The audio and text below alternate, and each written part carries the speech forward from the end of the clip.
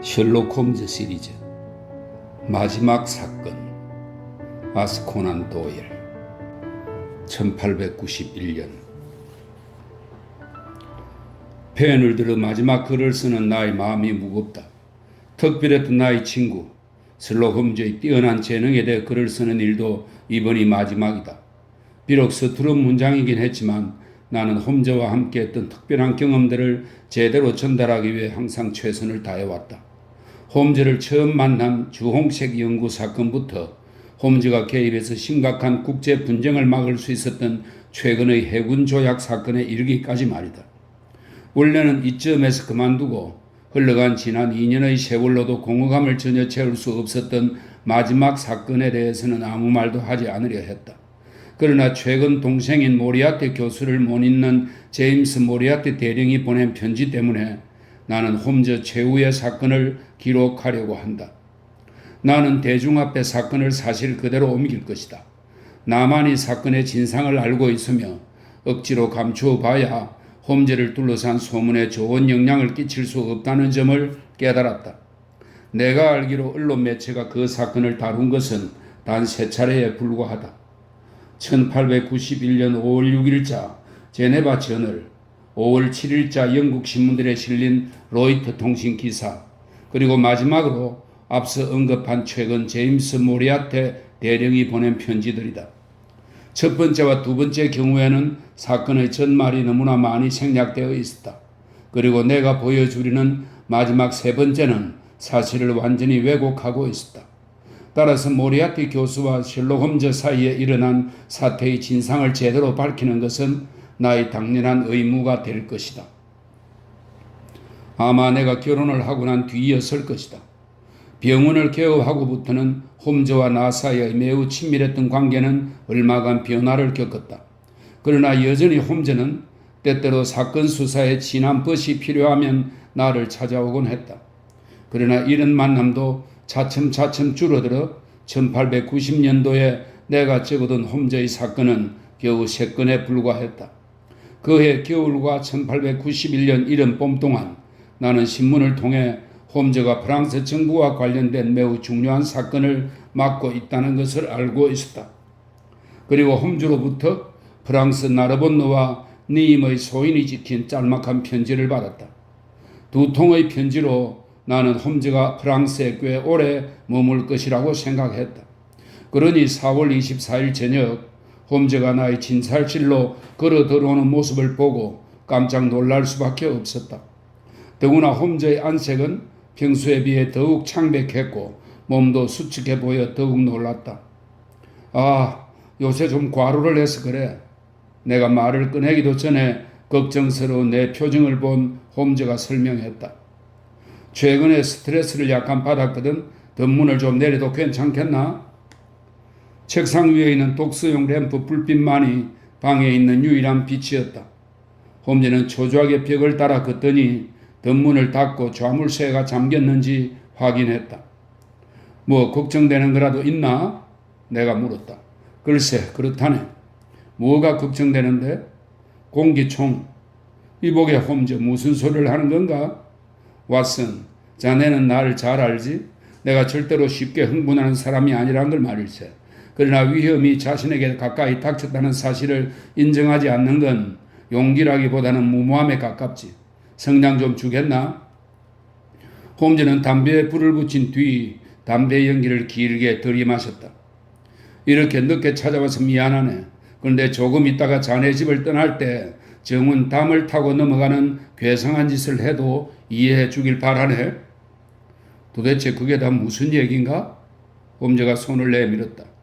독서용 램프 불빛 아래 그의 손가락 관절이 부러져서 피가 나고 있었다. 보다시피 근거 없는 말이 아닐세.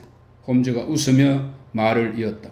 손이 꺾여서 부러질 만큼 확실한 상황이지. 자네 부인은 여기 있나? 아니, 여행 중이네. 아, 그랬군. 요새는 자네 혼자 지내나?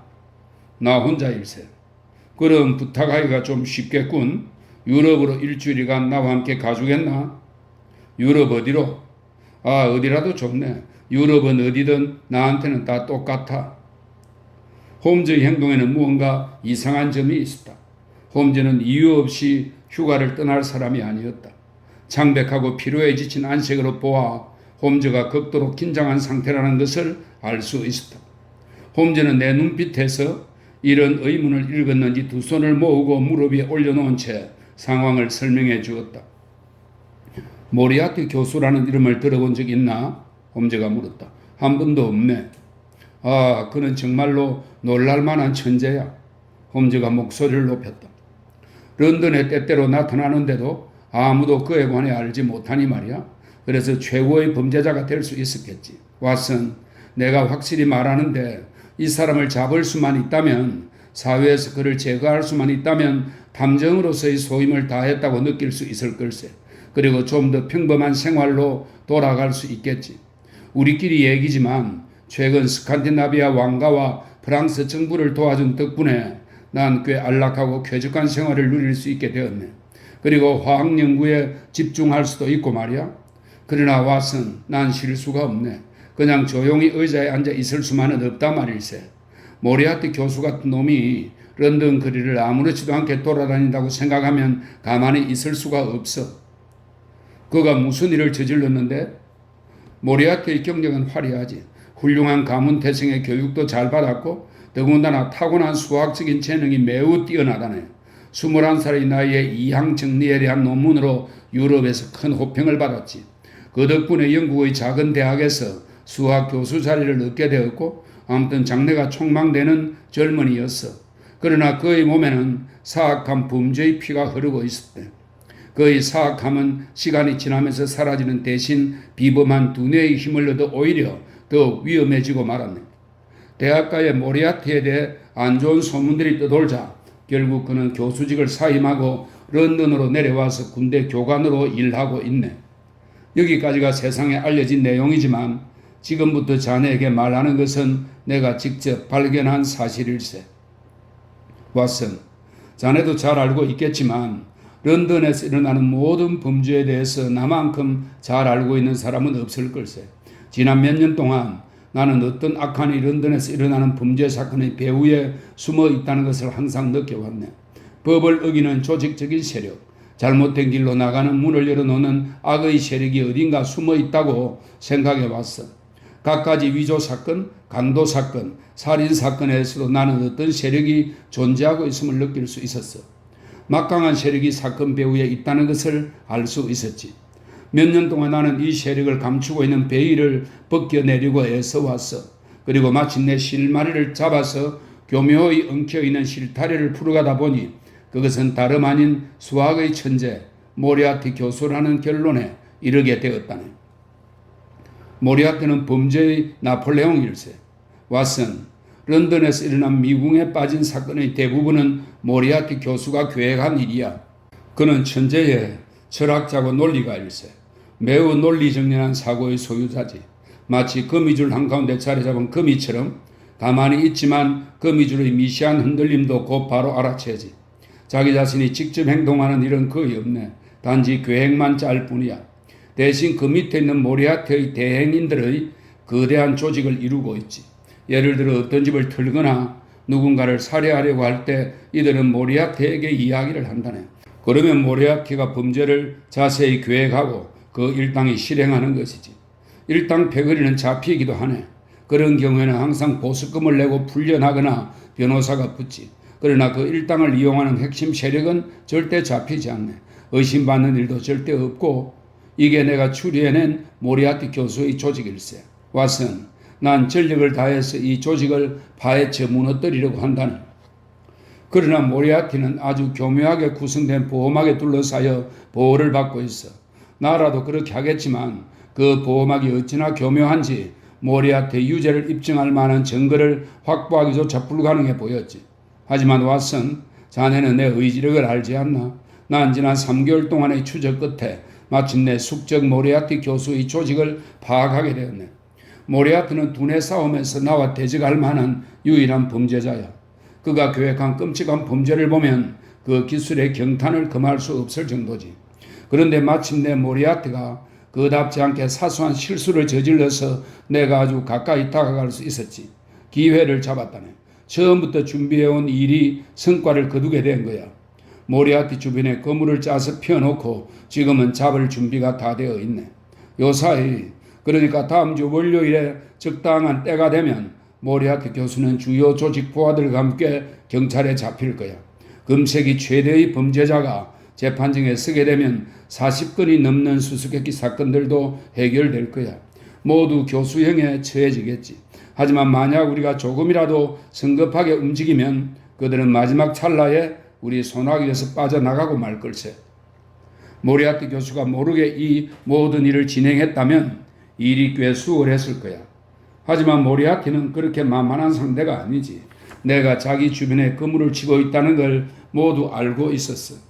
그는 몇 번이나 내가 애써 진행한 작업을 헛수고로 만들려고 시도했지만 나 또한 매번 그의 방해를 막아냈지. 왓슨, 조용히 진행된 이 모든 작업의 상세한 부분을 모두 일일이 적어 놓는다면 범죄 수사 역사에 길이 남을 밀고 당기기가 될 거야. 내가 이번처럼 긴장한 적은 한 번도 없었고 적수와 이렇게 팽팽히 맞선 적도 없었어. 모리아티도 악한 중의 최고 악한이지만 나 역시 탐정 중의 최고 탐정이니까 말이야. 아무튼 나는 모리아티 교수의 조직을 무너뜨릴 만반의 준비를 마친 상태였지. 오늘 아침에 마지막으로 할 일을 마쳤고 3일만 있으면 모든 일이 끝나게 되어 있었어. 그런데 방에 앉아서 생각에 잠겨 있는데 갑자기 방문이 열리면서 모리아티가 내 앞에 나타난 거야. 전에 없이 지금 내가 긴장한 이유가 그 때문이네. 왓슨, 항상 내 머릿속에서 등장했던 모리아티 교수가 바로 문지방에 서 있는 모습은 낯설지만은 않았지. 키가 아주 컸고 마른 데다가 두 눈은 움푹 들어갔고 앞 이마에는 흰 머리가 덮여 있었지. 깔끔하게 면도를 했고 창백한 얼굴이 까다롭고 꼼꼼한 성미를 지닌 교수다웠네. 지나치게 많이 공부한 탓인지 등이 구부정하게 굽어 있었고 앞으로 툭 튀어나온 얼굴이 마치 교활한 파충류로 조금씩 진화하는 듯한 느낌을 주었다네. 호기심에 가득 찬 주름진 눈이 나를 뚫어지게 바라보더군. 일의 진행이 내 기대에 못 미치는군요. 마침내 모리아티가 입을 열었지. 가운 주머니 속의 장전된 권총에 손을 갖다 대는 건 위험한 짓이요.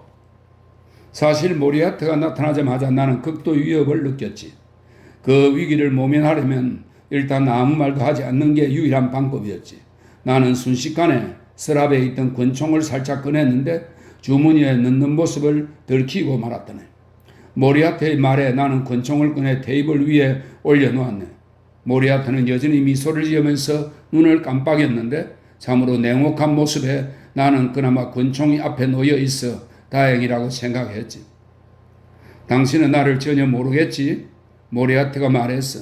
아니, 당신 생각과는 반대로 난 당신을 꽤 잘 알고 있다네. 그 의자에 좀 앉겠나? 할 말이 있다면 5분 정도 시간을 내줄 수 있네. 내가 무슨 말을 할지 이미 잘 알고 있을 텐데. 그렇다면 내가 어떤 대답을 할지도 알고 있겠군. 그 생각에는 변함이 없나? 그가 물어보더군. 절대로. 모리아티가 주머니에 손을 넣자 나는 테이블 위에 있던 권총을 집어들었지. 하지만 그는 주머니에서 무슨 날짜를 적은 메모지를 꺼내더군. 1월 4일 내 뒤를 밟았고 23일에는 나를 방해했군. 2월 중순에는 당신 덕분에 상황이 꽤 불편했어. 3월 말에는 내 계획이 완전히 차질을 빚었지. 그리고 4월 말인 지금 상황을 보니 당신의 끈질긴 추적 때문에 나는 자유를 잃을 위험에 처했네. 있을 수도 없는 불가능한 상황이 벌어지고 있어. 무슨 할 말이라도 있냐? 내가 물었지. 그만두시지 홈즈 선생. 머리를 가로저으며 모리아티가 대답하더군. 정말 그만두는 게 좋을 걸세. 잘 알고 있겠지? 월요일이 지나면 그만두지. 내가 대답했네. 이런 일에는 단 한 가지 결말밖에 나올 수 없다는 사실을 자네처럼 똑똑한 사람이 모를 리가 없지. 이쯤에서 중지해. 당신이 열심히 일한 탓에 우리 조직이 많이 줄었어. 내가 보니 홈즈 선생께서 꽤 영리한 방법을 썼더군. 하지만 아무 영향도 못 끼쳤어. 과격한 수단을 쓰게 될까봐 매우 유감일세. 웃고 있구만 홈즈 선생. 경고하지. 정 그렇게 나오면 나도 어쩔 수 없네.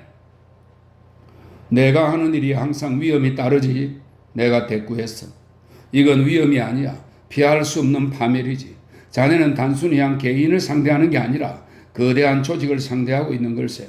자네가 아무리 머리를 굴려도 깨닫지 못할 규모를 가진 조직이지.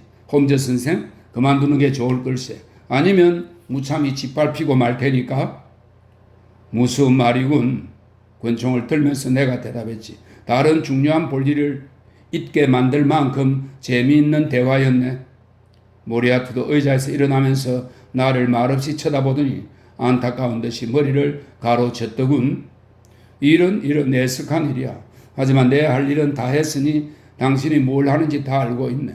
월요일까지 아무것도 못할 걸세. 그간 나와 당신과 둘의 결투였지. 홈즈 선생, 내게 올가미를 씌우고 싶겠지만 절대로 그렇게 되지는 않을 걸. 날 이기고 싶겠지만 역시 자네는 날 이기지 못할 거야. 자네가 날 파괴할 정도로 똑똑하다면 나 역시 마찬가지일세. 칭찬해줘서 고맙네, 모리아티 교수. 내가 말했어. 그 보답으로 하나는 장담하겠지만 다른 하나는 못하겠는걸? 시민들을 위해서 난 기꺼이 해야 할 일을 하겠네. 나 역시 한 가지는 약속하지만 다른 하나는 못하겠군. 그가 비웃으면서 말하더니 순식간에 방에서 사라졌어. 모리아티 교수와 나눈 대화는 이러했네. 그 때문에 기분이 많이 언짢았다네. 모리아티 교수의 의도는 단순히 위협조의 말투가 아니라 차분하고 침착한 의도였네.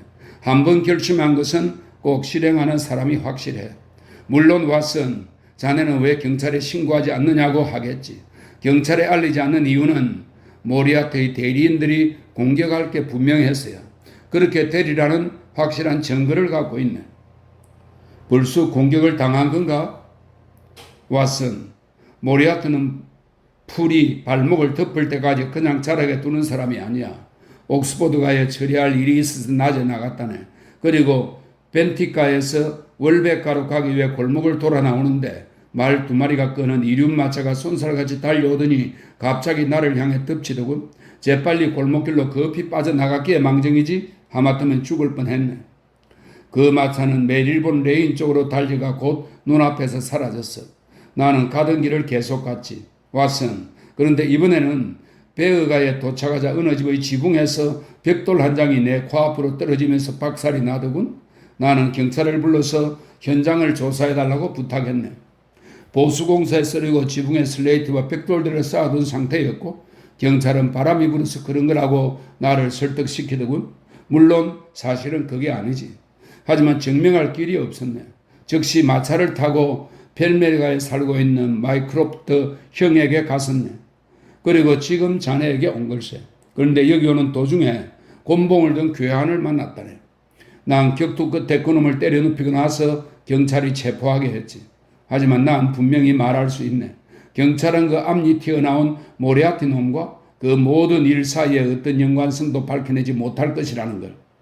나는 여기서 관절이 부러지고 저 은퇴한 수학 교수는 10마일 떨어진 곳에서 칠판에 연습 문제를 풀면서 강의하고 있겠지.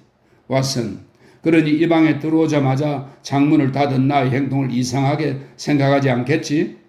그리고 정문 현관으로 집 밖에 나가는 대신 눈이 덜 띄는 방법으로 여길 나가겠다고 자네에게 부탁하는 것도 이젠 이해가 가겠지? 나는 종종 친구 홈즈의 용기에 존경심을 표했지만 이번처럼 그의 용기를 보고 감탄한 적은 없었다. 공포에 질릴 만한 사건들이 연이어 일어났음에도 홈즈는 의자에 앉아 담담하게 이야기했다. 여기서 자고 갈 거지? 내가 물었다. 아니야, 왓슨. 나처럼 위험한 손님을 집에 재울 수는 없지. 나는 계획이 따로 있네. 잘 될 거야. 지금까지 일은 내 도움 없이 갈 수 있을 만큼 진행된 상태야. 유죄 판결이 내려지려면 내가 필히 있어야 하지만 말이야. 경찰이 자유롭게 행동하려면 내가 며칠간 떠나 있는 게 가장 좋을 테지. 왓슨, 자네가 나와 같이 유럽으로 가준다면 매우 기쁘겠네. 요새는 병원이 한가한 편이고 친절한 이웃도 있으니 같이 가면 좋겠군. 내가 말했다. 내일 아침 당장 출발할 수 있을까? 필요하다면. 아, 물론이지. 꼭 그래야 하네. 그럼 왓슨, 여기 적혀 있는 대로 행동해 주게. 자네는 지금 나와 함께 가장 교활한 범죄자이자 유럽에서 가장 강력한 범죄 조직의 우두머리에 이중으로 맞서고 있는 걸세. 이제 잘 듣게. 가지고 갈 짐은 오늘 밤에 믿을 만한 사람에게 맡겨서 빅토리아 역에 미리 갖다 두게나. 내일 아침에는 이윤 마차를 부르되 첫 번째나 두 번째로 오는 마차는 타지 말게. 일단 마차에 타면 로드 아케이드 끝에 있는 스트랜드로 가게나 마부에게 행선지를 찍은 쪽지를 건네주되 버리지 말라고 부탁하게. 요금은 미리 지불해 두었다가 마차가 서면 곧장 시간에 늦지 않게 로드 아케이드로 9시 15분까지 도착해 있게. 커버 가까이에 소형 이륜 부러운 마차가 대기하고 있을 걸세. 빨간색 칼라가 달려있는 두꺼운 검은 외투를 입은 마부가 타고 있을 거야. 그 마차를 타면 빅토리아역의 유럽행 특급 열차 출발 시간에 맞춰 도착할 걸세. 자네는 어디서 만나지? 여기에서. 앞칸 1등석 두 번째 자리가 예약되어 있을 거야. 그럼 기차 안에서 만나게 되는 건가? 그렇지. 홈즈에게 내 집에서 자고 가라고 권유했지만 헛수고였다. 홈즈는 자신이 이곳에 있게 되면 말썽이 생길 거라고 생각하는 게 분명했다. 홈즈가 굳이 떠나겠다고 고집한 이유는 그것 때문이었다. 내일 계획에 대해 몇 마디 서둘러 말하고 난 뒤 그는 자리에서 일어나 나와 함께 정원으로 나왔다. 홈즈는 정원 담을 타고 넘어가 모티머가 쪽으로 사라졌다. 그리고 곧 마차를 부르는 휘파람 소리가 들리더니 마차가 떠나는 소리가 들렸다. 다음날 아침 나는 홈즈가 남긴 편지에 쓰인 대로 했다. 홈즈가 말한 대로 마차를 불러 먼저 도착한 마차는 타지 않고 아침을 먹은 다음 곧 로드 아케이드로 출발했다. 최대한 빨리 가자고 마부에게 말해 로드 아케이드에 도착하니 검은 망토를 입은 덩치 큰 마부가 탄 부러운 마차가 기다리고 있었다. 내가 그 마차에 타자마자 마부는 채찍을 휘두르며 급하게 빅토리아 역을 향해 달려갔다. 도착해서 내가 마차에서 내리자마자 마부는 다시 방향을 돌렸고 마차는 내 시야에서 곧 멀어졌다. 지금까지는 모든 일이 순조롭게 진행되고 있었다. 짐 가방은 역에 도착해 있었고 홈즈가 말한 기차칸을 찾는 것도 어렵지 않았다. 예약이라고 표시되어 있는 자리는 한 곳밖에 없었기 때문이다. 단 한 가지 불안한 것은 홈즈가 보이지 않았다는 사실뿐이었다. 역의 시계는 출발 시간이 7분밖에 남지 않았음을 가리키고 있었다. 여행객 무리를 이리저리 둘러보았지만 호리호리한 홈즈의 모습은 역 어디서도 찾을 수 없었다. 홈즈의 흔적은 어디에도 없었다. 그리고 서투른 영어로 짐꾼에게 자기 짐이 파리를 통과하기로 예약되어 있다고 애써서 설명하는 어떤 점잖은 이탈리아 신부를 도와주느라 몇 분이 흘러갔다. 다시 주위를 둘러보고 자리로 돌아온 나는 포트가 그 이탈리아 신부를 내 옆자리에 앉혀놓고 간 것을 발견했다. 이탈리아인에게 그 자리가 아니라고 설명했지만 소용없었다. 나의 이탈리아어가 그 신부의 영어보다 훨씬 더 형편없었기 때문이다. 체념한 나는 어깨를 으쓱하고는 홈즈를 찾느라 초조하게 주위를 둘러보기 시작했다. 두려움이 온몸을 스치고 지나갔다. 홈즈가 나타나지 않은 것이 마치 지난밤 어떤 사건이 발생했기 때문은 아닌가 하는 생각이 들었다. 이미 기차문은 닫히고 출발을 알리는 기적 소리가 들렸다. 그때였다. 이봐 왓슨, 나를 부르는 목소리가 들렸다. 좋은 아침이라고 인사를 할 만한 정신도 없나 이 사람아? 어쩔 줄 모른 채 깜짝 놀란 내가 얼굴을 돌렸다. 나의 지긋한 신부가 나를 보고 있었다. 한순간 얼굴의 쭈글쭈글한 주름은 펴졌고 코는 높아졌으며 튀어나와 있던 아랫입술이 들어갔고 웅얼대던 중얼거림도 멈추었다. 흐릿했던 눈은 생기를 찾았고 구부정하던 어깨도 꼿꼿해져 있었다. 그러나 다음 순간 그 모든 모습이 사라지고 내 친구 홈즈는 다시 원래의 늙은 이탈리아인으로 눈 깜짝할 새 변해 있었다. 이런 세상에 깜짝 놀랐네. 내가 소리 질렀다. 아직도 모든 걸 조심해야 하네. 홈즈가 속삭였다. 그들이 우리 뒤를 바짝 쫓고 있다네. 아, 저기에 모리아티 놈이 있군. 홈즈가 말하는 동안 기차는 이미 움직이기 시작했다. 뒤를 향해 기차 밖을 돌아보니 키가 큰 남자가 사람들을 헤치고 바삐 오고 있는 모습이 보였다. 손을 휘젓는 모습이 기차를 향해 정지하라고 외치는 듯 했다. 그러나 이미 출발한 기차는 곧 빅토리아 역을 벗어났다. 그렇게 조심을 했지만 꽤 아슬아슬했군. 홈즈가 웃으면서 말했다. 자리에서 일어선 그는 위장하고 있던 검은색 모자와 신부복을 벗어 손가방에 넣었다. 오늘 아침 신문을 보았나 왓슨? 아니. 그렇다면 베이크가 더 못 받겠군. 베이크가 그들이 내 방에 불을 질렀네. 큰 피해는 없었지만 맙소사 홈즈, 정말 너무 심한 일이야. 어제 교회 안에 체포되는 바람에 나를 추적하던 게 완전히 실패했던 것이 분명해. 그렇지 않았다면 내가 집으로 돌아왔으리라는 생각은 하지 못했을 테니까. 그건 그렇고 모리아트가 빅토리아까지 쫓아온 걸 보면 자네를 감시하고 있었나 보군. 오는 동안 실수를 한 건 아니겠지? 정확히 자네가 말한 대로 했어. 부러운 마차도 찾았고 그래 기다리고 있더군. 마부를 알아보겠던가? 아니, 마이크로프트 형이었네. 이런 일에 믿을 수 있는 사람을 대가 없이 쓸 수 있다는 건 큰 이득이지. 하지만 이제 모리아티를 어떻게 할지 계획을 짜야만 하네. 특급 열차에서 내리면 시간에 맞게 운행하는 배가 있으니까 아주 간단하게 따돌릴 수 있을 것 같은데? 아니, 그렇지 않아. 내가 한 말을 깨닫지 못한 것 같군. 모리아티는 나와 똑같은 지능을 지닌 상대야. 내가 만약 모리아티를 쫓는 추적자라면 사소한 장애물 때문에 일을 망치리라고 생각하나? 자네는 절대로 모리아티를 낮게 평가해서는 안 되네. 모리아티가 무슨 일을 할 것 같냐? 내가 할 일을 하겠지. 그렇다면 자네가 할 일은 뭔가? 특별 열차를 탈 걸세. 그러면 늦을 텐데? 전혀. 이 기차는 캔터베리에서 서는데 항상 여객선 출발 시간보다 15분 정도 지연이 되네. 그러면 모리아티가 거기서 우리를 따라잡게 되지. 마치 우리가 쫓기는 범죄자 같군. 모리아티가 도착했을 때 경찰이 체포하면 되지 않나? 그렇게 되면 석 달에 걸친 노력이 물거품으로 돌아가. 큰 물고기를 낚자면 작은 물고기들은 그 물을 빠져나가게 두어야지. 월요일이면 모두 잡을 수 있을 텐데 체포라니 절대 안 될 말이지. 그럼 어떡하나? 우리는 캔터베리에서 내리네. 그런 다음엔 그 다음에는 뉴헤븐에서 DF로 가로질러 가는 여행을 해야 해. 모리아티는 내가 한 행동대로 따라할 거야. 파리로 가서 우리의 짐을 표시한 다음에 여기에서 이틀간 기다리겠지. 그동안 우리는 카페 가방업자처럼 제조 공장을 둘러보면서 지방을 여행하고 스위스, 룩셈부르크, 베이젤에서 휴가를 즐기는 거지. 우리는 캔터베리에서 내렸지만 뉴헤븐으로 떠나는 기차를 타기 위해 1시간을 기다려야 했다. 나는 내 잠옷 있는 가방을 실은 짐차가 속히 사라지는 모습을 애처롭게 바라보고 있었다. 그때 홈즈가 내 소매를 잡아 끌면서 반대편을 가리켰다. 이봐, 벌써 특별열차가 왔네. 멀리 켄트주의 숲속에서 희미한 연기가 한가닥 피어오르고 있었다. 1분 뒤에 한 대의 객차만을 매단 기차가 커브를 돌아 역으로 다가오는 것이 보였다. 우리는 서둘러서 역에 잔뜩 쌓인 짐 뒤로 몸을 숨겼다. 그러자 곧 기차가 뜨거운 열기를 뿜어내면서 요란하게 지나갔다.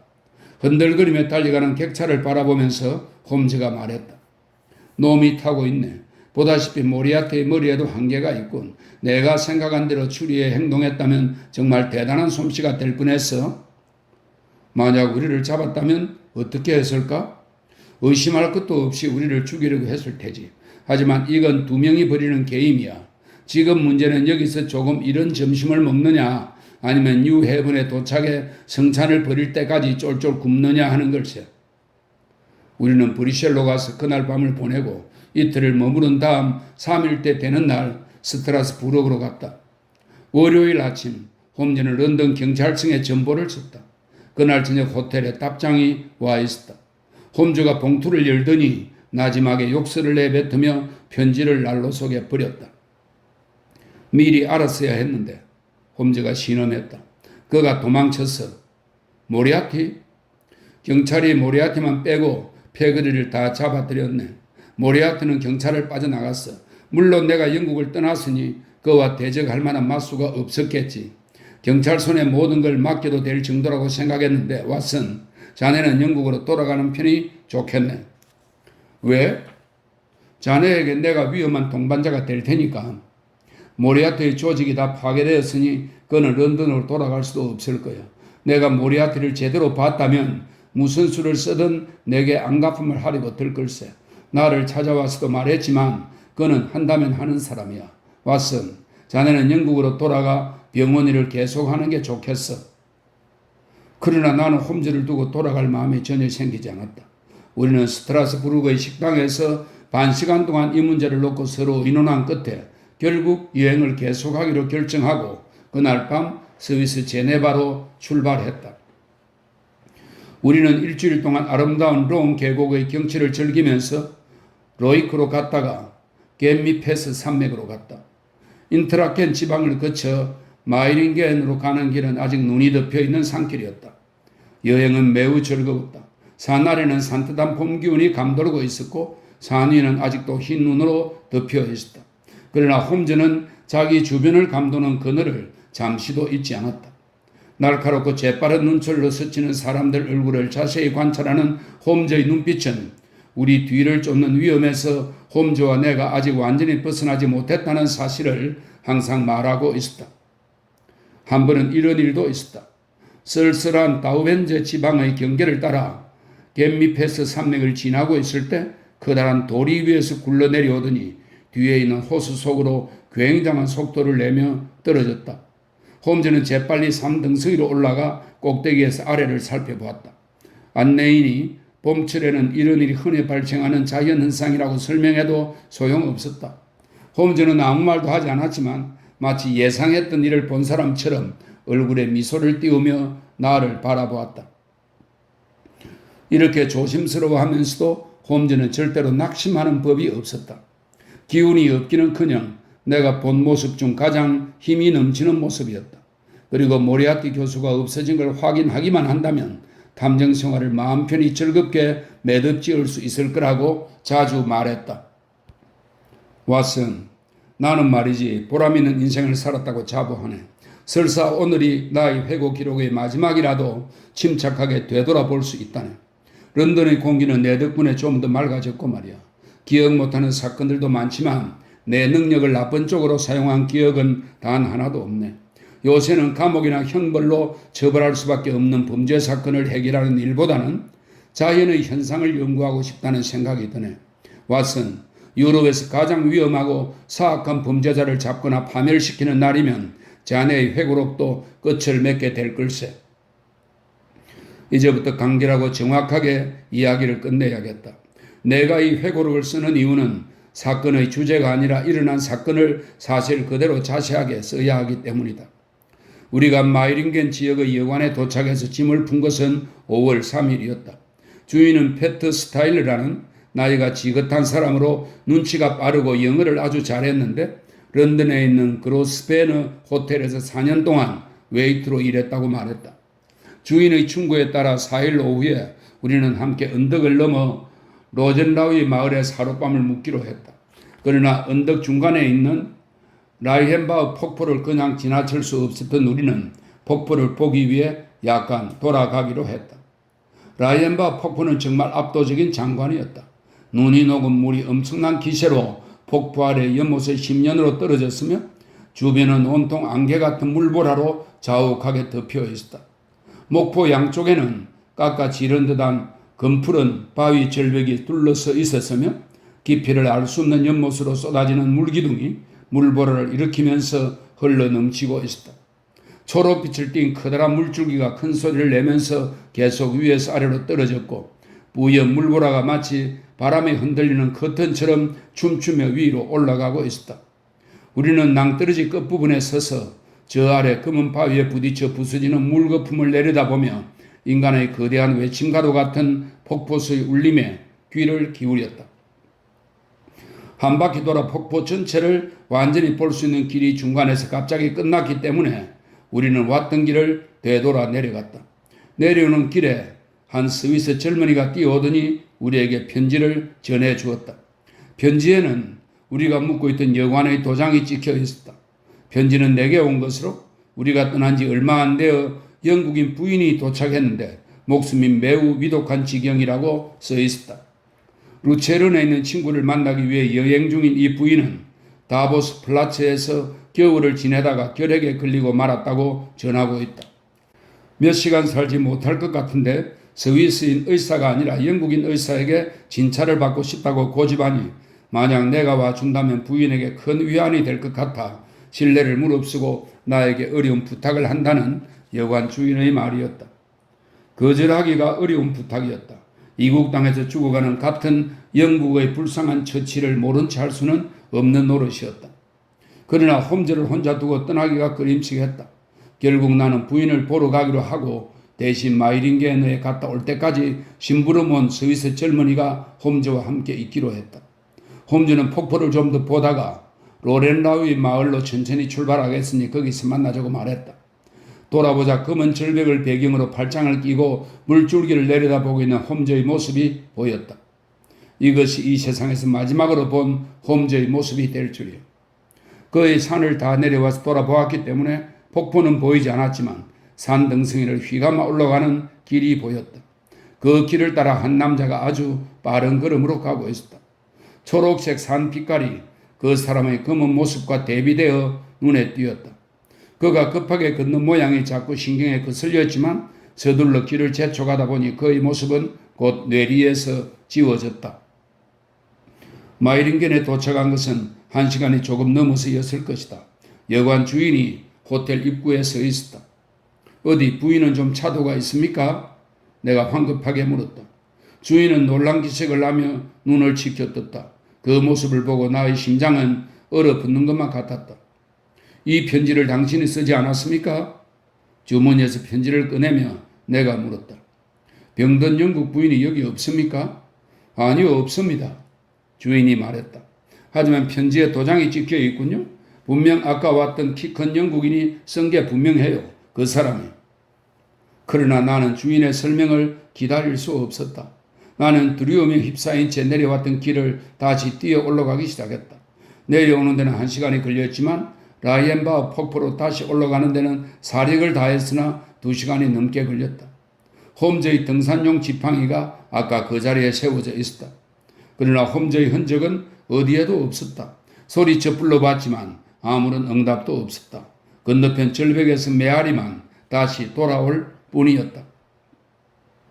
홈즈의 등산용 지팡이를 보자 온몸이 오싹해졌다. 홈즈는 로젠라우의 마을로 가지 않았던 것이다. 한쪽은 깎아지른 듯한 절벽, 다른 한쪽은 낭떠러지로 둘러싸인 폭 3피트 정도의 좁은 길에서 남아있다가 적에게 습격을 당한 것이다. 그 스위스 젊은이도 사라지고 없었다. 아마도 모리아티에게 돈을 받고 가버렸으리라. 그 뒤에 무슨 일이 생긴 것일까? 무슨 일이 생긴 건지 누가 말해줄 것인가? 공포로 아득해진 정신을 수습하기 위해 잠시 그 자리에 서 있었다. 그리고 홈즈가 하던 대로 이 비극적인 일을 차근차근 뒤따라가기 시작했다. 아, 너무도 쉬운 일이었다. 우리가 대화를 나누던 장소를 표시하던 길에는 홈즈의 지팡이가 그대로 그곳에 남아있었다. 기름진 검은 땅은 폭포에서 나오는 물보라로 매우 부드러워서 새가 살짝 앉아도 선명히 발자국이 남을 듯했다. 길 끝을 향해 두 사람의 발자국이 선명하게 이어져 있었다. 이곳으로 올라간 흔적은 있지만 되돌아 내려온 발자국은 없었다. 길이 끝나는 곳에서 좀 벗어나자 엉망이 된 진흙탕이 있었고 벼랑 가장자리는 덤불이 뜯겨나간 흔적이 있었다.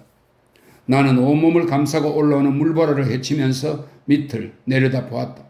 날은 이미 어두워졌기 때문에 검은 절벽이 물길을 머금은 채 반짝였고 저 멀리 폭포 아래에서 부서지는 물길만이 보일 뿐이었다. 나는 소리쳐 홈즈 이름을 외쳤다. 그러나 폭포의 굉음만 귀를 울릴 뿐이었다. 그러나 친구의 마지막 인사만은 받을 운명이었다. 길가 절벽에 세워져 있던 홈즈의 등산용 지팡이 위에서 무언가 반짝이는 것이 눈에 띄었다. 반짝이는 그 물건은 홈즈가 갖고 다니던 은 담뱃갑이었다. 담뱃갑을 들자 그 밑에 눌려있던 종이 한 장이 팔랑팔랑 땅으로 떨어졌다. 네모나게 접은 석장의 종이를 펼쳤다. 그것은 메모지에서 뜯은 종이에 쓴 홈즈가 내게 보내는 편지였다. 매사가 분명한 홈즈답게 마치 서재에서 쓴 것처럼 글씨는 또박또박하고 깨끗했다. 왓슨, 나는 모리아티 교수의 호의로 짧은 편지를 쓰고 있네. 그는 나와 마지막 결투를 치르기 위해 내가 편지 쓰는 것을 기다리고 있다네. 그가 지금 어떻게 영국 경찰을 따돌리고 우리의 동정을 알았는지 간단하게 설명해 주었네. 내가 생각했던 대로 그의 두뇌가 아주 뛰어난 것이 확인된 것이네. 나의 힘으로 이 세상에서 이 악한의 존재를 없앨 수 있다는 점이 나는 매우 기쁘네. 그리고 그 대가로서 내 친구들, 특히 왓슨 자네에게는 커다란 고통을 주는 것이 유감스럽지만 말일세. 그러나 이미 자네에게 말한 대로 나의 인생은 어쨌든 전기를 맞았고 이렇게 종지부를 찍는다면 이것보다 더 흡족한 결말은 없을 걸세. 사실은 자네에게 진심으로 고백하지만 나는 마이링겐에 쏜 편지가 가짜였다는 것을 알고 있었네. 자네 보고 가라고 설득한 건 이런 일에는 어떤 결말이 있어야 한다고 생각했기 때문이야. 모리아티라고 적힌 푸른 봉투 안에 모리아티 일당을 유죄 판결로 소탕하는 데 필요한 서류를 다 넣어 서류함 M 항목에 두었으니 패터슨 경감에게 전해주게. 그리고 영국을 떠나기 전에 모든 재산을 마이크로프트 형 앞으로 남겨두고 왔네. 자네 부인에게도 안부 전하게. 자네의 진실한 친구 셜록 홈즈. 나는 몇 마디 짧게 덧붙이면서 이 모든 이야기를 끝내고자 한다. 경찰 조사로 두 사람이 서로 싸우다가 함께 엉켜서 폭포 아래로 떨어진 것이 확실하다는 결론이 내려졌다. 시신을 찾으려는 시도는 무모한 짓이었다. 홈즈와 모리아티는 흰 물거품을 일으키며 기세 좋게 떨어지는 폭포의 엄청난 물줄기 아래 깊은 곳에 영원히 잠들어 있을 것이다. 스위스 젊은이는 다시 나타나지 않았다. 그는 모리아티가 고용한 그 일당 중 한 명이 틀림없었다. 모리아티의 조직은 홈즈가 수집해둔 증거들로 모두 발각되어 죽은 모리아티의 힘이 얼마나 컸는지 사람들로 하여금 깨닫게 만들었다. 그러나 그들의 사악한 두목에 관해서는 수사 도중 드러난 사실이 거의 없다. 내가 여기에 그 경력과 죄업을 정확히 쓰려는 이유는 셜록 홈즈를 비난함으로써 범죄자 모리아티의 오명을 없애려고 하는 바보 같은 무리들에게 단호한 반격을 하고 싶기 때문이다.